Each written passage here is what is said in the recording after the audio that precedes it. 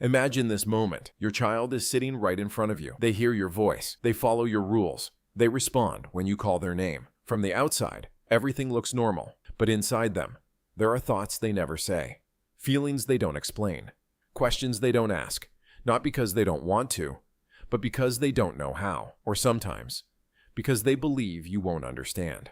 Children don't always express themselves clearly. They don't always have the words for what they feel. But that doesn't mean those feelings aren't real. In fact, some of the most important things your child wishes you understood are the things they struggle to say out loud. Because understanding a child is not just about listening to what is spoken. It's about noticing what is unspoken. It's about recognizing patterns.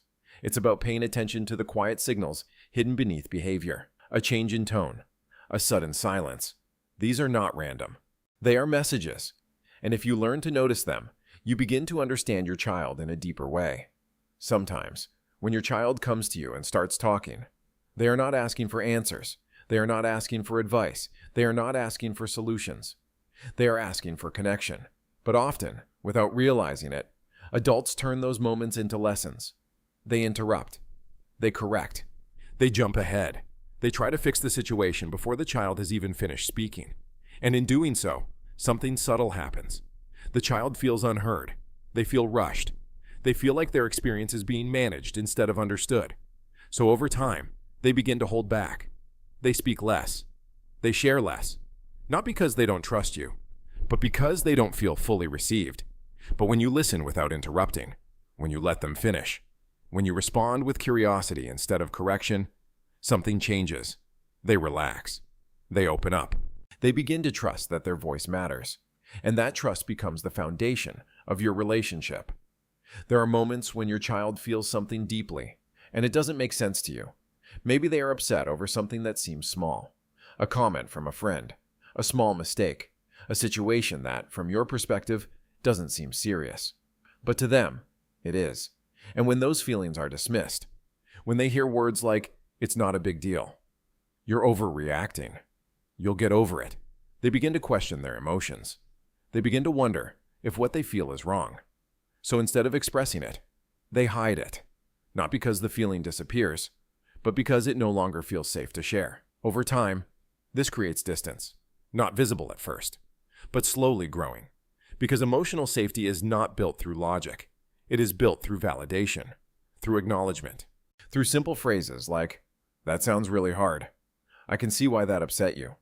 These words don't solve the problem, but they do something just as important. They make the child feel understood, and feeling understood is one of the strongest forms of connection. Your child is still learning how to understand themselves. They don't always know why they feel what they feel. They don't always know how to express it. Sometimes their frustration comes out as anger. Sometimes their confusion becomes silence. Sometimes their sadness turns into behavior that looks like defiance. But behind those reactions is something deeper. They are trying to make sense of their emotions. And in those moments, what they need is not immediate correction. They need guidance. They need patience. They need someone who can sit with them in that confusion, without making them feel wrong for having it. Because emotional understanding is not something children are born with. It is something they learn. And they learn it through how you respond to them. There is something else your child hopes you understand. They notice more than you think. They observe everything. The way you speak to them, the way you speak to others, the way you handle stress, the way you react when things go wrong, even when you think they are distracted, even when you think they aren't paying attention. They are watching. They are learning. They are forming beliefs about how the world works, about how people treat each other, about what is acceptable, about what is normal. And most importantly, they are forming beliefs about themselves. Because the way you respond to them becomes the way they begin to see who they are. If they are constantly corrected, they may begin to feel like they are always wrong. If they are encouraged, they begin to feel capable. If they are dismissed, they may begin to feel invisible. Your behavior becomes their blueprint. Your child does not need perfection. They don't need you to always be calm. They don't need you to always say the right thing. They don't need flawless parenting. What they need is something much more real. They need effort. They need honesty. They need presence. There will be moments when you lose patience, moments when your words come out harsher than you intended, moments when you misunderstand them. That is part of being human. But what matters is what happens next.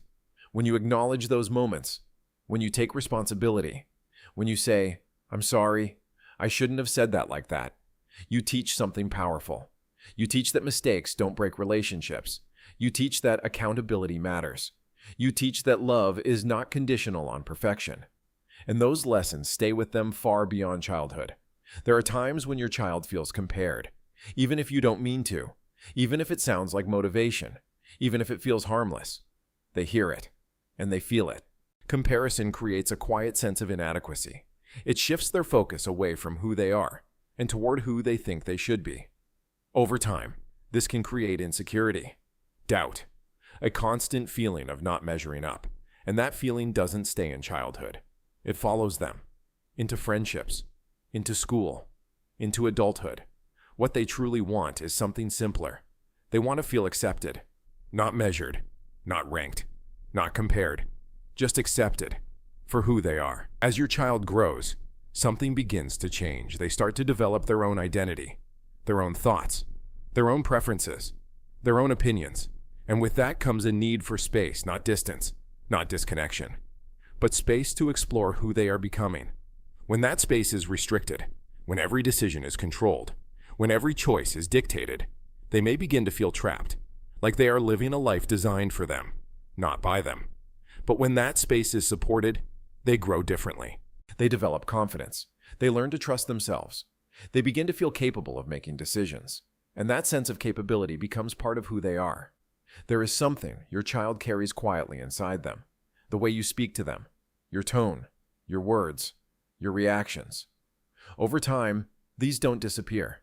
They become internal. They turn into the voice your child hears inside their own mind. When they face a challenge, when they make a mistake, when they doubt themselves, that voice speaks. And often, it sounds like you.